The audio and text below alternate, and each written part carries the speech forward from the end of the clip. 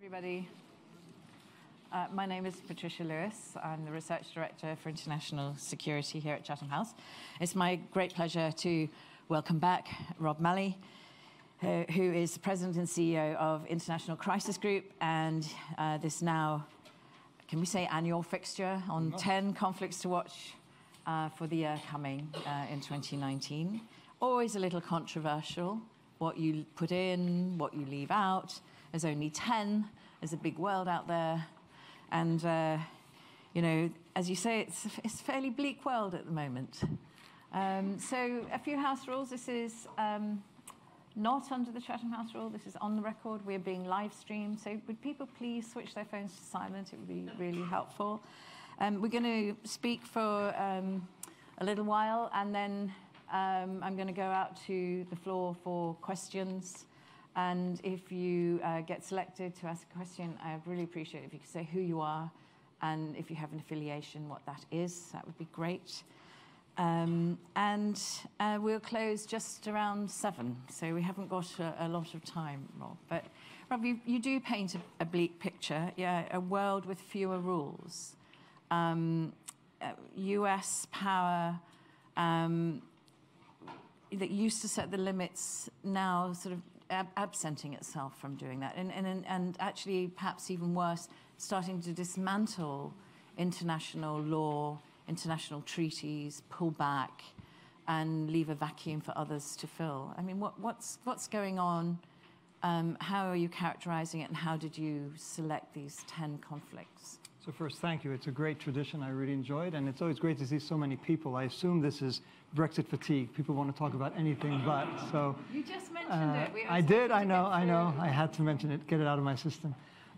So I'll say a few things about this. It's bleak.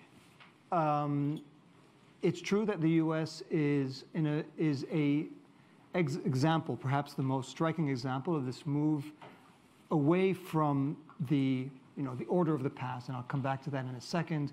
Dismantling treaties, walking away from treaties that it just agreed to, like the Iran nuclear deal, but now the INF and the trade deal, and questioning things like NATO, but also questioning systems of international accountability like the ICC, and from a domestic point of view, questioning a lot of the traditional ways of governing in the U.S.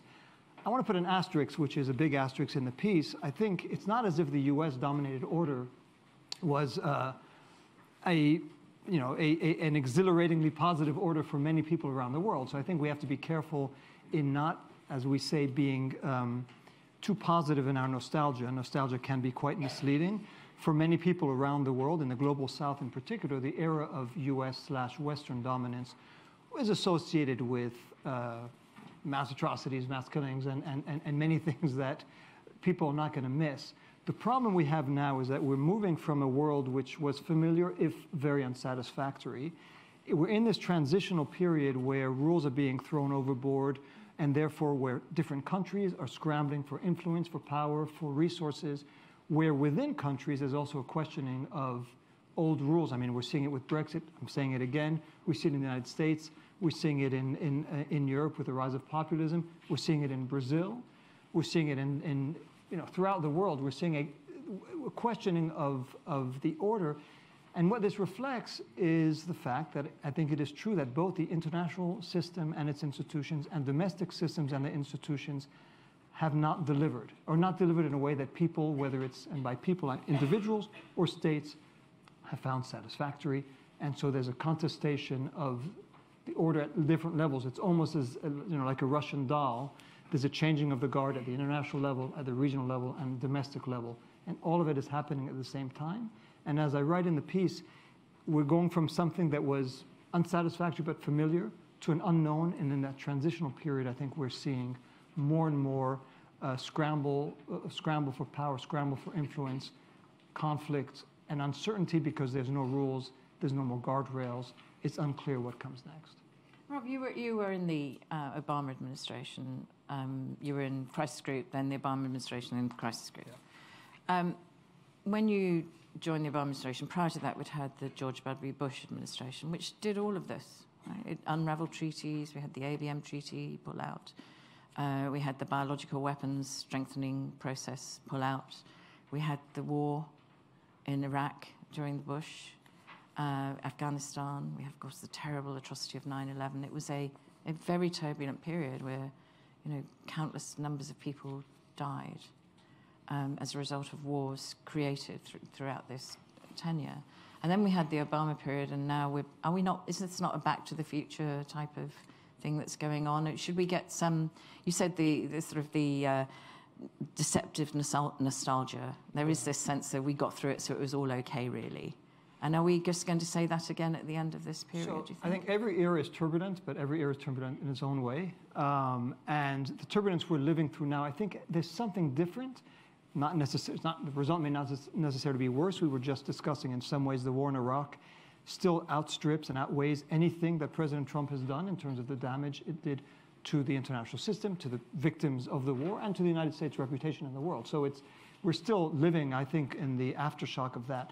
But there is something different, which it's hard to put your finger on. It looks like an order which has been slowly changing. I would say, by the way, in terms of the U.S. role in the world, the invasion of Iraq marks a turning point where there's much more questioning of the U.S. It itself has begun retreating in some ways. It's an overstatement, but since then, questioning in the U.S. of the overextension of the U.S. role. So I think that's kind of the starting point.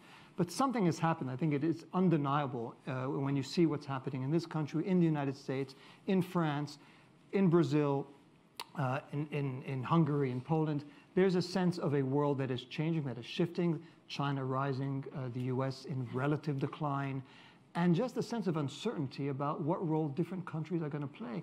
The fact that we can even ask ourselves whether it's going to happen or not, whether the U.S. will withdraw from NATO, that's of a different magnitude than what George W. Bush did, and I was not a fan of that administration.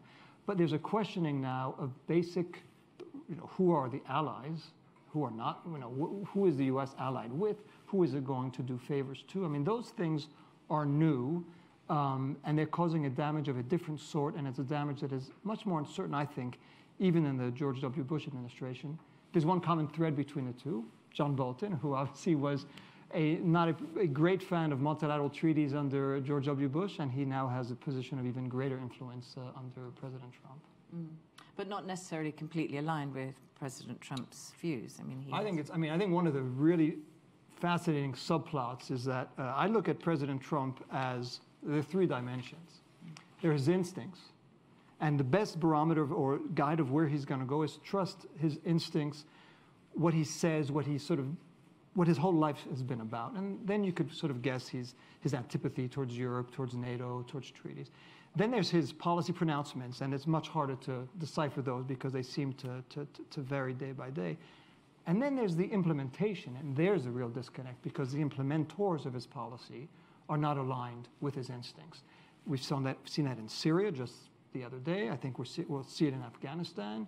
We may see it in some of the other instances that you talk about.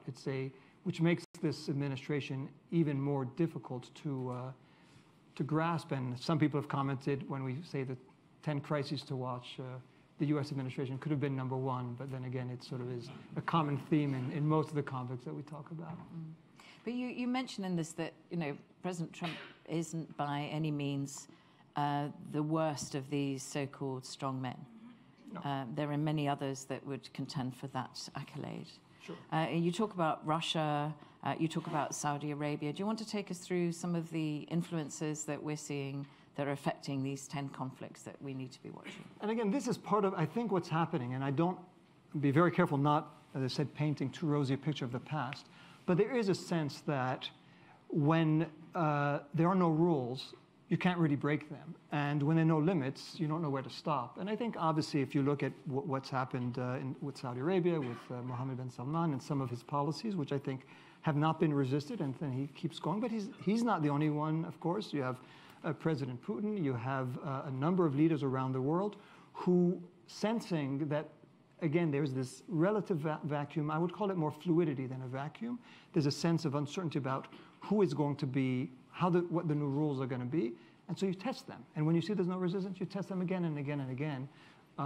And so I think that is a theme, again, that runs across many of these conflicts.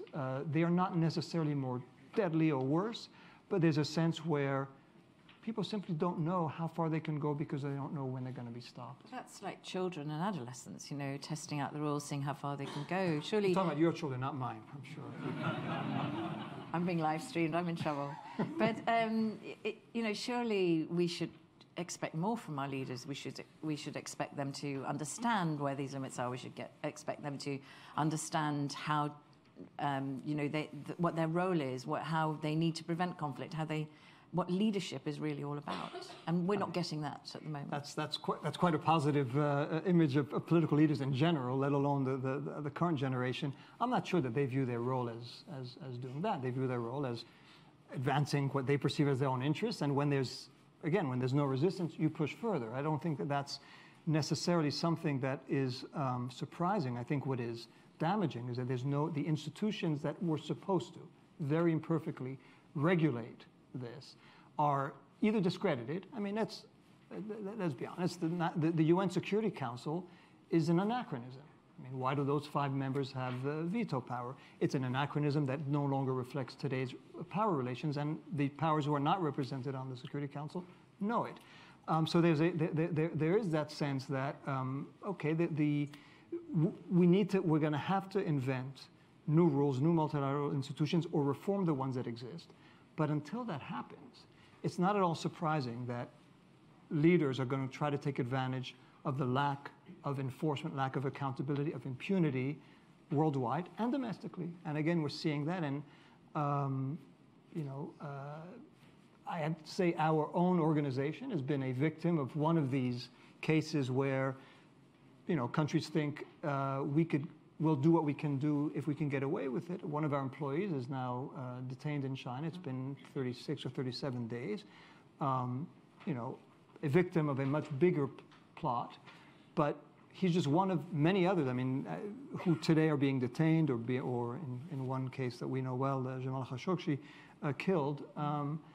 There's no pushback. There's no reason why that won't continue. We've just seen the death today in Ghana of a journalist who's done a lot of undercover work. One of the things that you sort of signal and provide a warning about in the report is how this may well lead, and indeed historically has led, to miscalculation, misinterpretation of these lines, misinterpretation of how far you can go, and miscalculation then, and that can lead to some really dangerous situations. In these situations, that's always the biggest danger, and I'll take one case which we write about, which is sort of that triangle or square, Iran, Israel, the US, Saudi Arabia. There are no rules about who can do what, where, when. There's no channel of communication between Iran, the United States, Iran, Israel, or Iran, Saudi Arabia, no meaningful channel of communication.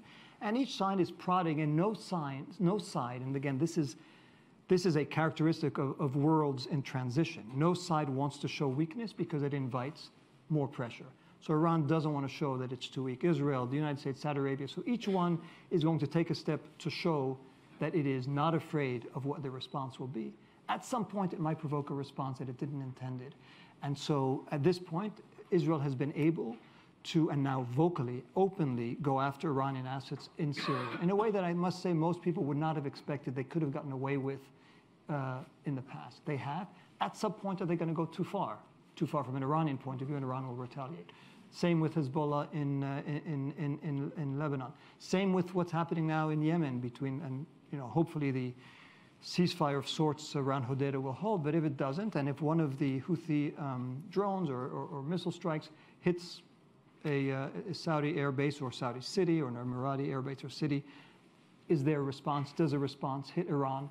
If you don't have a diplomatic network apparatus, if you don't have rules, if you don't have channels of communication, all of which are missing today, the risk of miscalculation, of war that is unintended, and of unforeseen consequences rises exponentially. And indeed, last year we were talking about North Korea in this context. Yeah. And this year, do we feel better about North Korea? It's not on your list. It's not on our list. Last year was number 1 on our list, and this is one of the pushbacks that we get. And I'd say, you know, this is what's interesting about North Korea. As people know, I've not been a huge fan of the Trump administration and of President Trump. I do think he did the right thing. I think I said it last year, by engaging Kim Jong-un directly and by engaging in direct diplomacy. I think that was the right thing to do, to try to de-escalate tensions and walked back from the brink. Of course, he was walking back from a brink that he had gotten to. So, he de-escalated in an escalatory situation that he created. I think the risk now about North Korea, and again, we didn't put it on our 10 conflicts, is that in some ways, President Trump has a bipolar way of doing things. It's one extreme or the other. Either it's absolute success with North Korea, which is the mode he's in now. Everything is working, things are great, I'm in love with Kim Jong-un, which is obviously a vast exaggeration because there hasn't been real progress towards denuclearization. There's been a freeze. There's someone arriving today in Washington with a letter, apparently. And there will be another summit, and that's good. But the fear with President Trump is the other mode he'll have is not sort of a nuanced, sort of sophisticated view of how to deal with a country that's not living up to everything you want, but is doing some things. His other mode will be entirely negative. I think the fear that in some quarters, and I understand it, is one morning he'll go from saying, what a great success with North Korea, and the next day will be, without any transition, it's one state or the other, and nothing in between. I tried my best, they disappointed me, and we're going back to an escalatory rhetoric. I don't think we'll go there, but I understand to those who have chastised us or criticized us for not putting North Korea on the list, that is the danger, is that President Trump is extolling this as a huge success, which we know it isn't, even though it's better than it was. And when he wakes up to the fact that it's not a success and he can't pretend it is anymore, does he then pivot to where some of his advisors may want him to go? So, you only deal with 10.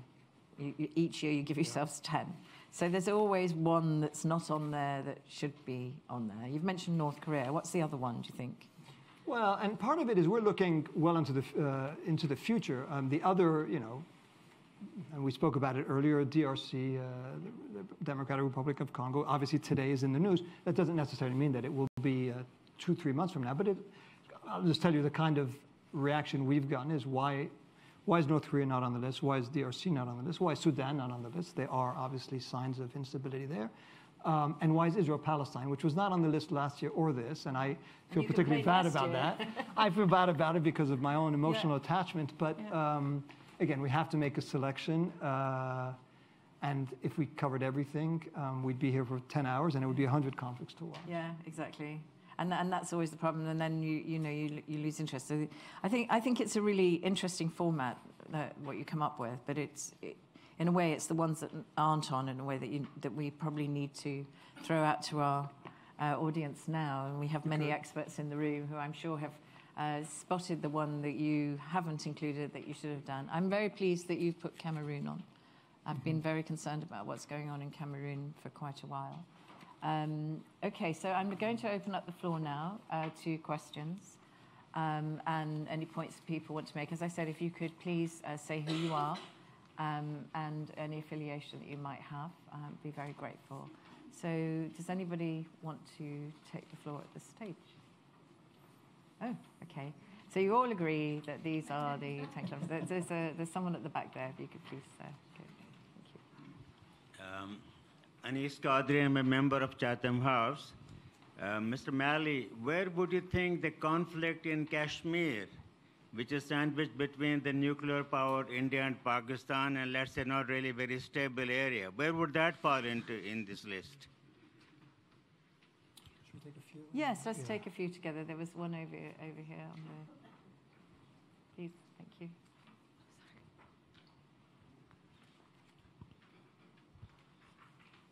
Sorry, my name's Robert Fox. I'm a member of the Chatham House. I'm a journalist with the Evening Standard. But Dr. Lewis, can I refer to your excellent performance on Radio 4 on Monday? Oh, dear. And I'm not... We all love lists, don't we? I'm quite surprised how your list is confined by national or neo-national boundaries. My question is rather different. The scale of crises that we're looking at, migration, climate change, refugees and so on, are now of such an order that we're moving in many, many cases, as a doctor friend of mine working with refugees from Syria in Jordan put it, we're moving from the acute phase to the extended chronic phase. If you accept that, how do you manage the media agenda? The kind of thing that you are, and I know it was a serious program, but they want a soundbite. It has to be so dramatic and sensational. The longue durée, the things that are really extended now. We get the compact on migration 10th of December, 164 nations. How many headlines in the national and international papers and in the international press, national and international press, did you read about that? That's a very good point. I'd like to take one more question. I'd like the question to be from a woman, please, if that's at all possible. So we talked a lot about leadership, etc. Please, can I, front row? Thank you. It'd be good to have some other views on this. Thank you. Anita Panwani, independent risk consultant. Just following on from the point that was made just now in terms of framing the crisis and it being largely along national boundaries, the real challenges that we face around climate change, poverty, inequality are global, international in nature. And where do you think we are in terms of international cooperation with the increase in populism and nationalism and loss of trust in established institutions? That's a good selection, Yeah, Rob. and actually a lot of these have to do with our methodology, so I'm going to have to say a word about that. And we're in constant, I've just been in this position for a year. We're reviewing how we do our work. So we'll answer some of this question. Now, the main question, and I'll come back to Kashmir in a second, is some of these transnational threats, what I'd call chronic, just as we have chronic pain, we have these chronic crises that we live with. As a general matter, we at Crisis Group have, and it's been our history for the past 25 years, we have been nation-state or nation-based in terms of looking at crises within, between nations, but that's the order of that we've looked at.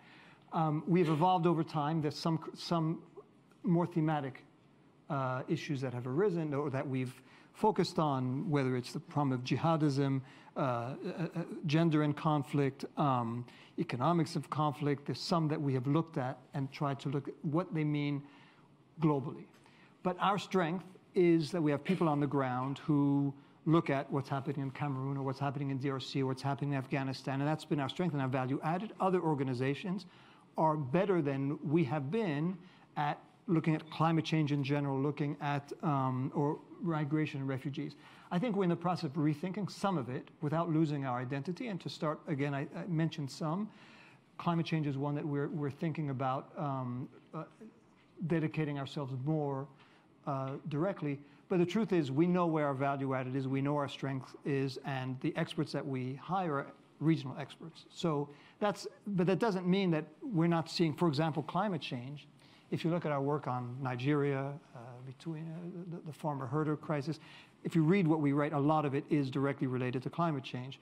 And that's true of many of the other conflicts that we look at. We're going to make a more deliberate effort now to sort of tease that out and perhaps even write about it more generally.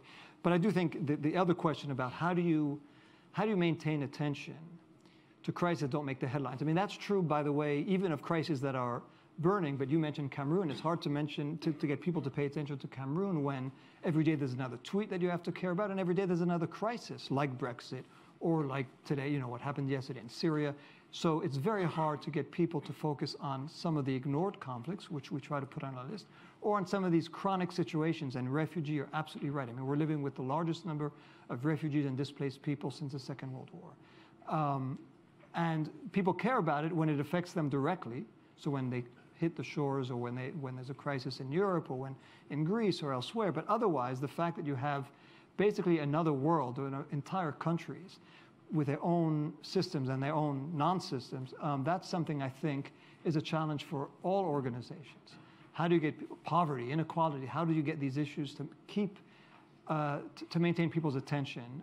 Again, we find it even in the conflicts we cover, a number of them, people care about them when they hit the headlines. And sometimes the funding we get is just based on what's the sexiest or latest conflict. And we need to remind people, A, that prevention is a better cure than, or is better than resolution or than cure.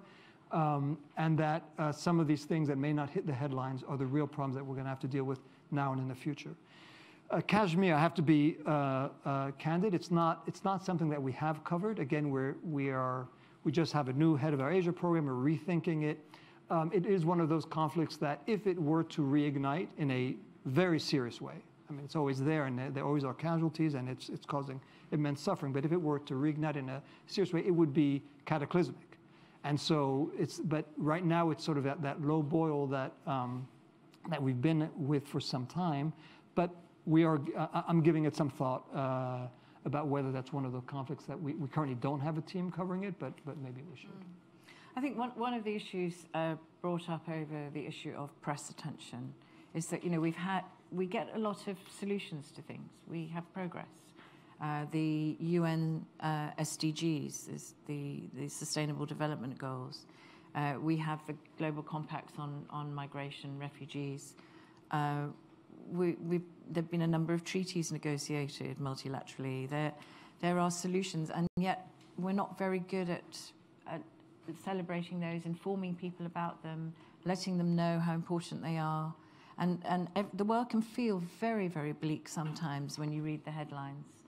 And yet there are people out there doing some amazing things to prevent conflict. And the SDGs are perhaps some of the most important developments now in conflict prevention that we've ever seen, in terms of promoting human rights, for example. And governments are taking them very seriously. And yet, unless you're in an organization or a job that works on them, you probably don't know very much about them. So why is this? Why is it we're not communicating these really positive developments and perhaps thereby empowering people more? I don't know, probably have to be a psychologist, not to understand. People tend to gravitate towards sometimes the negative news or things that worry them more than the good news. I mean, there's been so much written about how there's some very positive trends in the world today in terms of the number of people living in poverty, the number of people being educated. I think it's human nature to look at the other side because of, whatever reason. I also think it's good to pay attention to the things that are not working. But my broader answer, and it also, I was planning to conclude on this because I like to conclude on uplifting notes. I'll do it a bit sooner. I do think that we need to take a step back. Uncertainty means potential for change, for positive change. Vacuum means potential for actors who have not been active in the past to step up and to play a role instead of some of the great powers who may not have brought us entirely good news. Uncertainty means the possibility of a new certainty that is more positive. So I take from this fluidity, this period of fluidity, not only some of the bad news that we deliver, and we do deliver quite a bit, but also the sense that it is an opportunity for countries that have felt that their role was by definition marginalized because the US or the West was going to dominate it. Or, either that or they felt sometimes that they didn't have to step up because in any event the US was going to take care of it or others were going to take care of it for better or for worse. I think we've seen already in the last few years countries having to step up to save the Iran nuclear deal, to try to save the Paris Accord, to try to save what they could of the trade agreement. We'll see what they do with the INF and other. Is this not an opportunity? Or to be more vocal on human rights. Human Rights Watch came out with its annual report today, and one of their themes is, yes, the US has stepped away from the UN Human Rights Commission. Germany is stepping up. But others are stepping up, and there's more activism. That's change is worrisome, it's concerning, and it does leave these vacuums, which we talk about.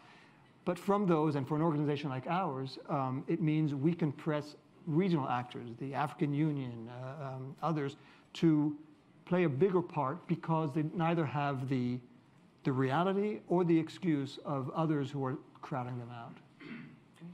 At the front row, please. Thank you. Hi, my name's Trisha de Borgrav, and I'm a writer and artist. And Chatham House member. And I wanted to ask you, we're talking about sort of broken systems that everyone's trying to sort of reconfigure and how do we do this best. But it seems that on the domestic front, when there is this sort of domestic retrenchment when it comes to global crises, sort of domestic or national politicians are finding it very difficult to govern because there is a sort of two-tiered governance right now that they need to concentrate on. One is their domestic policies, and then you have the international side. And they're both interlinked, but at the same time, they're quite separate. How does a politician negotiate that? How can they focus on both levels that way? Front row here. Wait for the microphone, please, and introduce yourself. Thank you. And then at the back at the end. Yeah. My name is John Preston, European Section, Chatham House. In your handout, and you touched on it during your early part of your conversation, the disrespect for international institutions that were created for peacekeeping. is this a general failure, or can the countries that want peace get together and reorganise it to be more effective and respected? Thank you. And then at the back, there's a person. Yep. Navy jumper. Hi, Conor Moylan, member of Chatham House. I'm curious what you envisage the EU as a political entity, what role they may play in the future of international security. Okay. EU. So, to the first question, I mean, I think you're right in two levels. Number one, there is this constant interaction between the domestic and the international. By international, an international system that is changing at the same time that domestic systems are changing. That's what I meant by this Russian doll of a changing of the guard within a changing of the guard. One of the consequences, it's not exactly what I think you're referring to, but maybe, is I think the bandwidth of political leaders in this country, in France, and other is limited. They can't, when I raise questions, as I have over the last few days, about DRC, or about Nigeria, where I just came back and where very pivotal elections came from, and the pivotal elections are going to take place next month. They're interested, but they say, frankly, at this point, we just can't get anyone in our system to care about it. In the US, it's a different matter because it's not that dissimilar. The top echelon cares about a few things. The people below them, the working level, are trying, and sometimes they could get things done, but they can't get the attention of the National Security Advisor, the Secretary of State, let alone the President. So I think that's a problem. And again, it goes to this issue about conflict resolution. I think a lot of these conflicts are going to get discarded. They're going to be ignored. They're going to be neglected because unless it touches on one of two things: counterterrorism, and there you could guarantee that there'll be attention, and sometimes of the worst kind, or migration if it affects the West. Those are the two prisms through which people will look at things. And if not, maybe we could deal with this problem if it's not going to affect us directly. Which does bring me to the question of whether there are alternatives, whether it's more effective institutions. Again, I think we're in a transitional phase, so it's going to be hard to get there. But that needs to be the goal, and the goal has to be to reflect on the failings of the system of the past. I think that's true. Again, I think this is true at all levels. I am not a populist. I'm not at all enjoying seeing the rise of populism or the rise of President Trump and others like him. But we have to be honest and recognize that it is a symptom of the failure of the order of the past, which simply did not deliver. Now it then becomes distorted and used for all kinds of nefarious agendas. But at its core, it is not only that. It starts from a sense of dissatisfaction by the many who feel the system is rigged for the few. I think that's true of the international system as well, as I said earlier, whether it is the ICC, which is viewed by many African nations, the International Criminal Court, as being biased against them, because clearly they're not going to go after the Western powers despite everything that they may have done in the past and more recently. Whether it's the World Trade Organization, whether it's any of these organizations are viewed as having been skewed. And whether it's the whole concept of Security Council, as I mentioned, and military operations. There's not going to be a military operation to stop the U.S. invasion of Iraq or of Afghanistan. We're never going to get to a system of complete equality. That's not going to happen. But are there alternatives that could remedy what has been viewed at the national level and at the regional and international levels as unfair or ineffective systems? I don't have a good answer because it is a question of balance of power, but that's the challenge. And that brings me to the EU, because the EU is in this interesting position where it does have, so far, up until now, a more value-inspired foreign policy than, say, the United States still. And it may have the capacity to do certain things, and it does have an agenda that is more geared towards development, which is something that is losing steam in the US, towards peace and security. So a more value-inspired, value-driven foreign policy. The problem is that the EU is at a place in its history where the EU probably could play the most important role because of the vacuum and has rarely been in so deep a crisis. And that dichotomy between an EU that is needed, but an EU that seems much more self-centered because it has to deal with its own problems, problems with Brexit, but also problems with some of its members who are going in a very different direction. It is one of the tragic, I don't know if it's an irony, but one of the tragic conditions of the world today, which is the EU could be far more effective, and I think it is more needed, at a time when it is deeply, deeply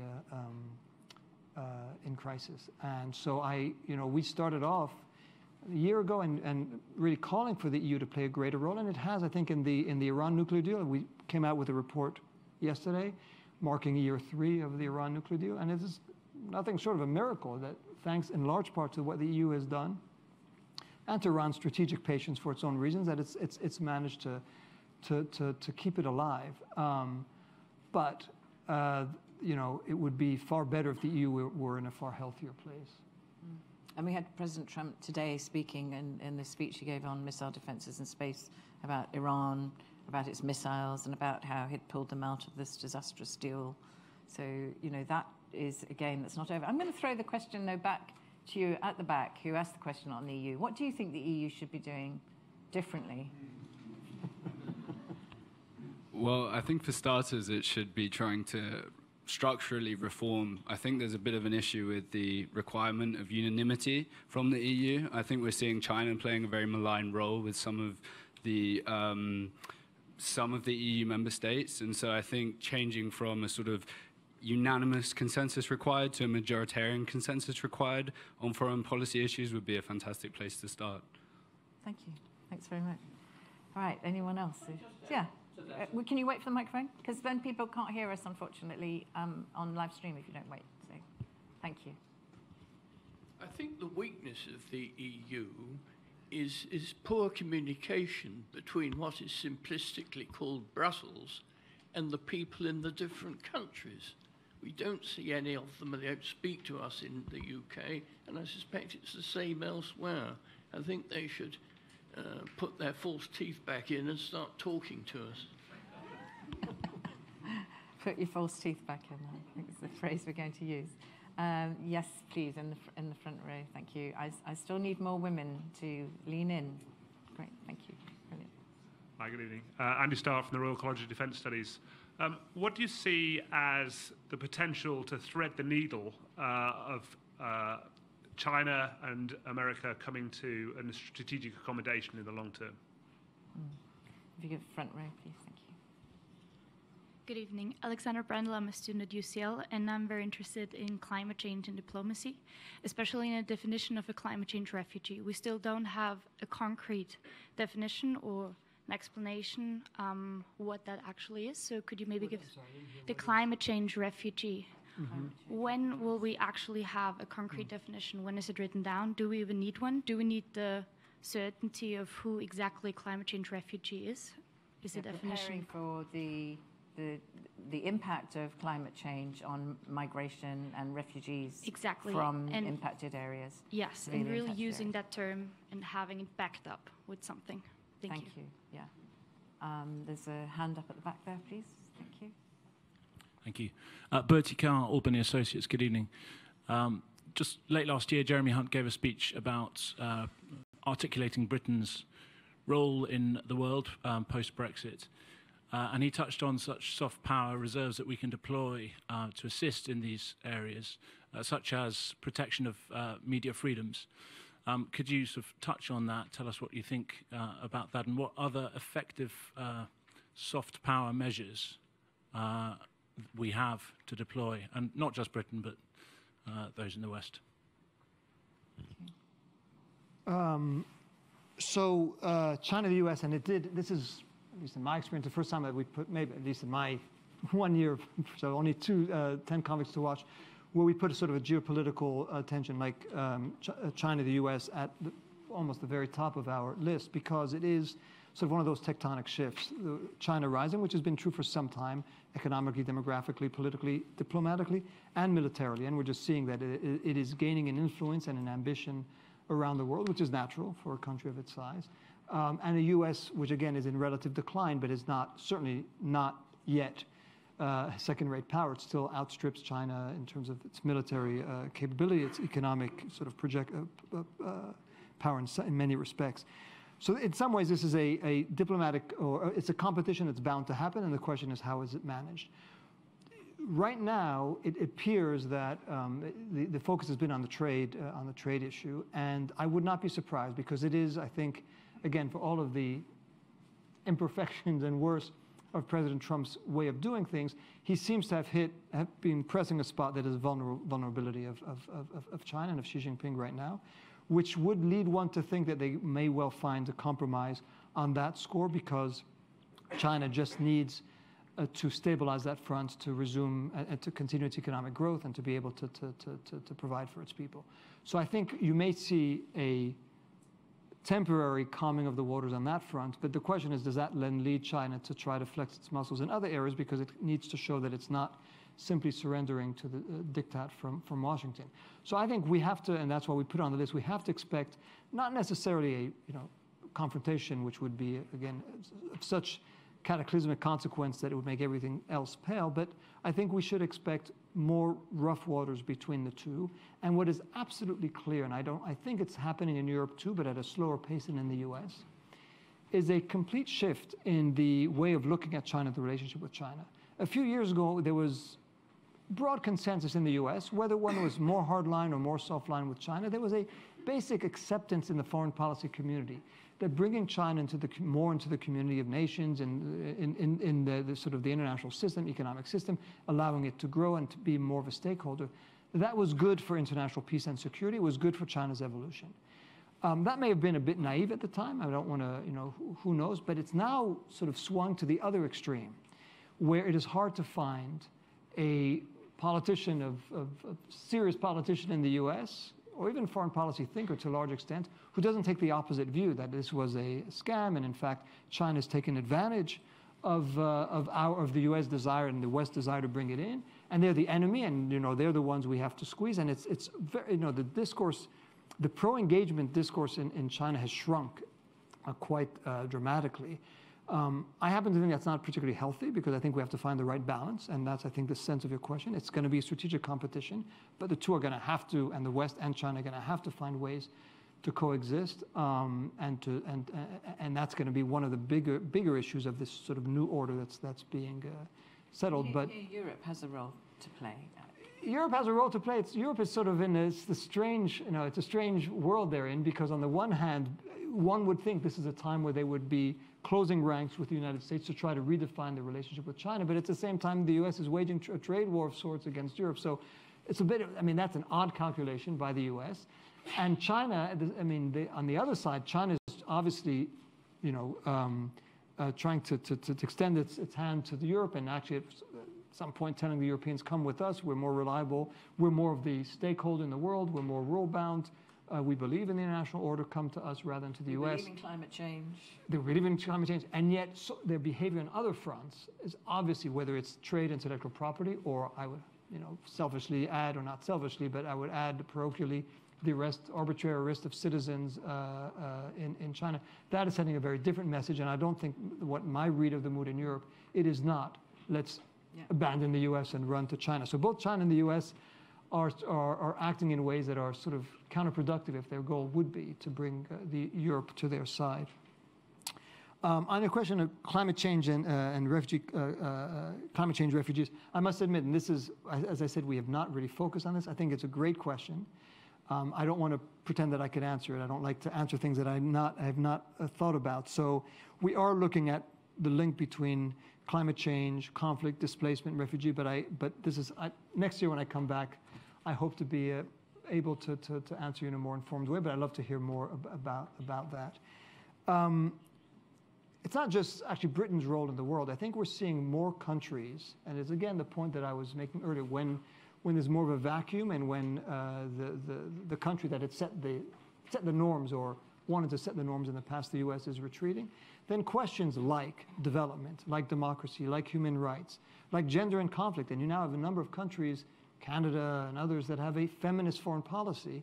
All of this, obviously, Sweden, anathema to the United States. This is exactly the kind of soft issues that, if you look at President Trump's instincts, again, for me, the main barometer of where he's going to go, he has real disdain for all of this. That's why the European Union, for him, among other reasons, because he also doesn't like the fact that others work as a collective. He likes to deal with countries transactionally, bilaterally, but also the fact that it stands for human rights and development and feminist to the extent some countries do, that is alien to him. But I think that gives an opening for these countries to stand up and to be heard.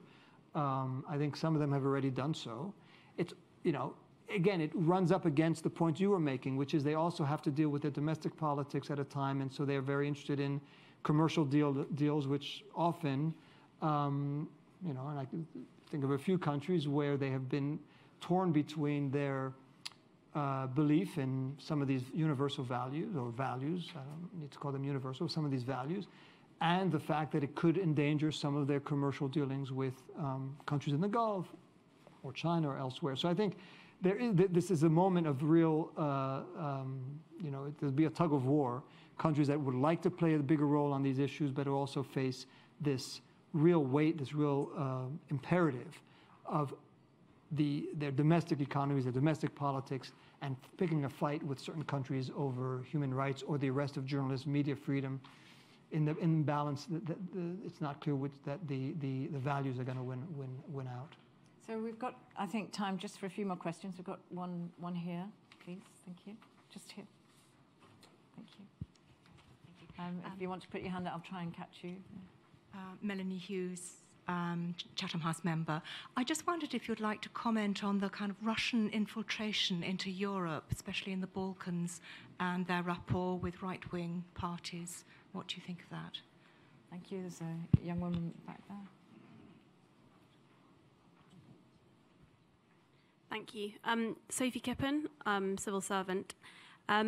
China recently proved that it's got the capability to blow up one of its own satellites. And I was wondering whether you considered, or whether you think you will consider in the next year, conflicts that take place in the non-traditional domains, such as space.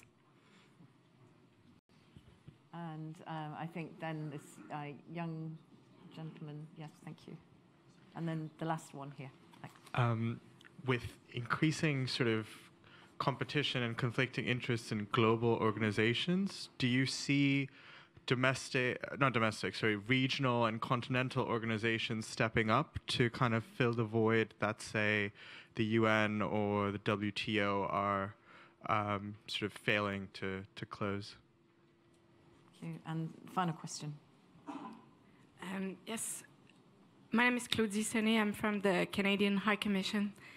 And I'm just wondering if you've been able to look more closely at where we stand now after this last year with respect to counter-proliferation efforts, sort of nuclear treaty, what's been happening on chemical weapons and global efforts, including in The Hague as well. Thank you. Okay. Okay. Let me start with Russia. So I'm generally not, even though I did most of my work in the Middle East, I'm not conspiracy-minded, and so I'm a little bit skeptical when people say that some country is pulling the strings everywhere. So I don't want to go into that extreme when it comes to Russia. I don't view it that way. I think it's giving them in some ways too much credit, sometimes too much discredit, but too much credit in terms of them being the master puppeteers.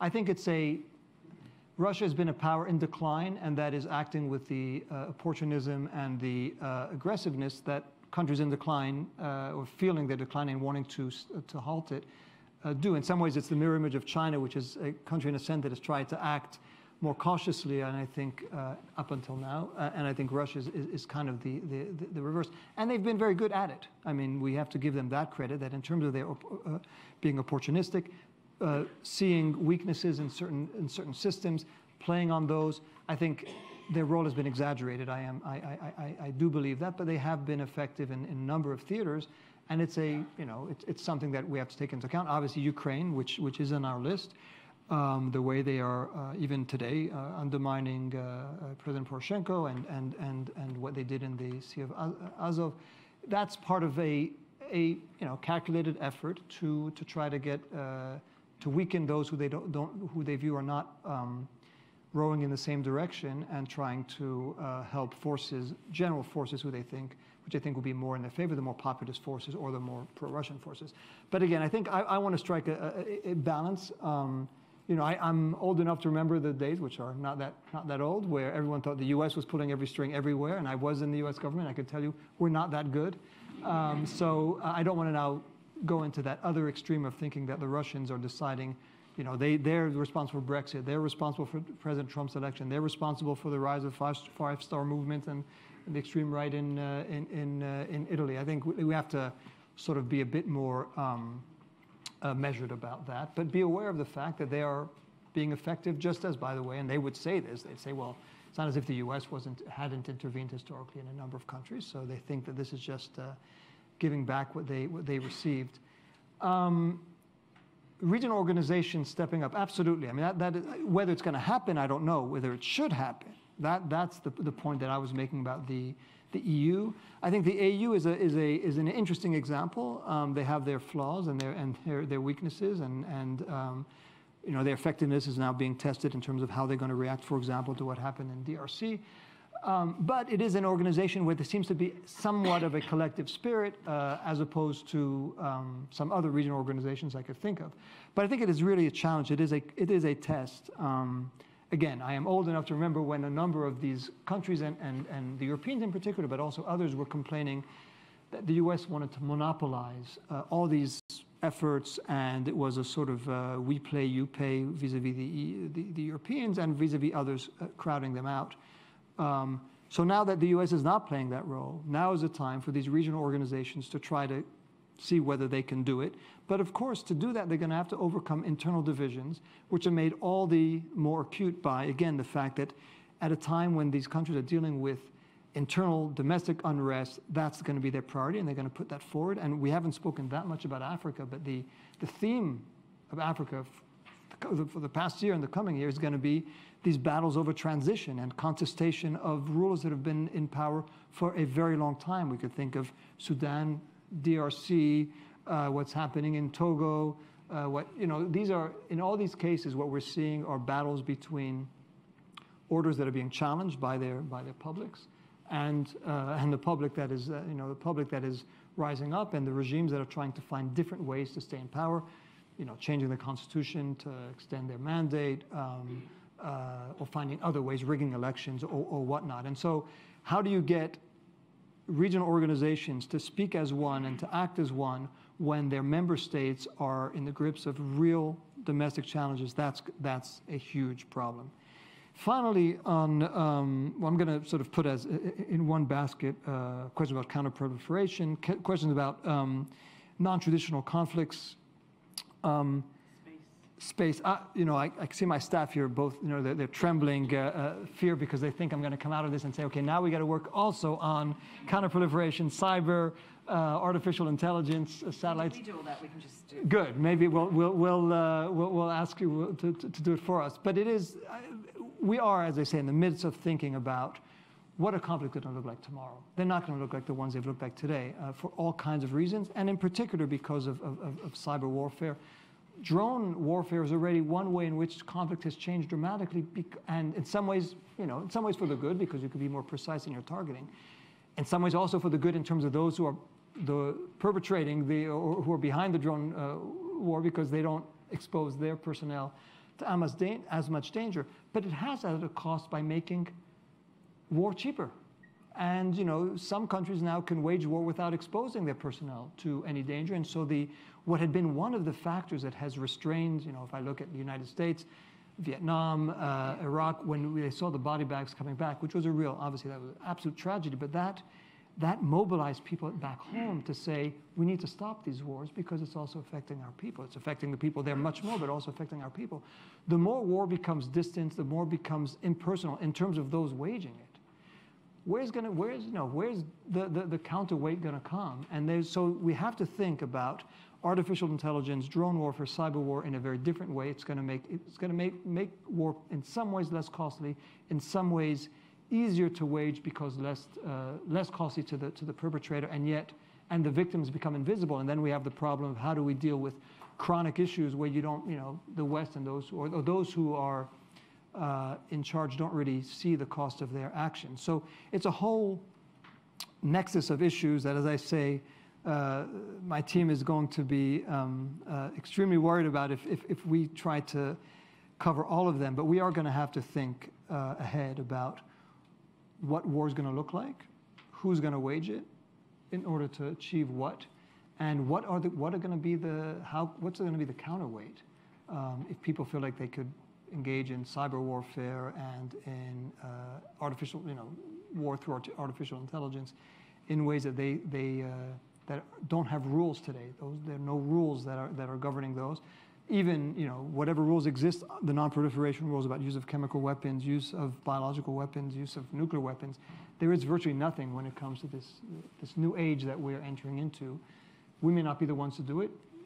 Maybe you'll do it, but it's going to affect the work that we do every day in every country.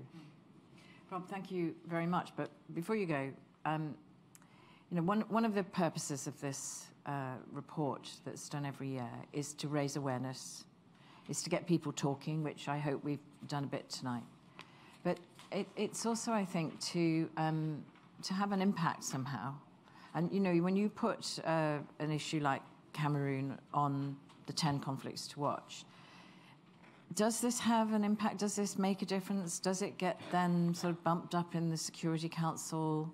What's your wish for this report? What is it you hope will happen as a result of people reading what is, a really important set of conflicts to watch for 2019? So all of the above. I mean, it really is an awareness raiser, and we have different ways of doing it. For some reason, lists are very, very popular. People really like lists. So it is one of our most read items, and I think it does have an impact. I mean, we have a presentation in Brussels on this, and we have one in the US. It does put issues that people either are not caring about or not caring about in the way we would like them to care about on the agenda, whether it's at the Security Council, whether it's governments who keep asking us, well, what should we think about over the coming year? Because they are crowded out by the immediate, and so we're trying to tell them, or the urgent, we're telling them, here's what's important you need to look at.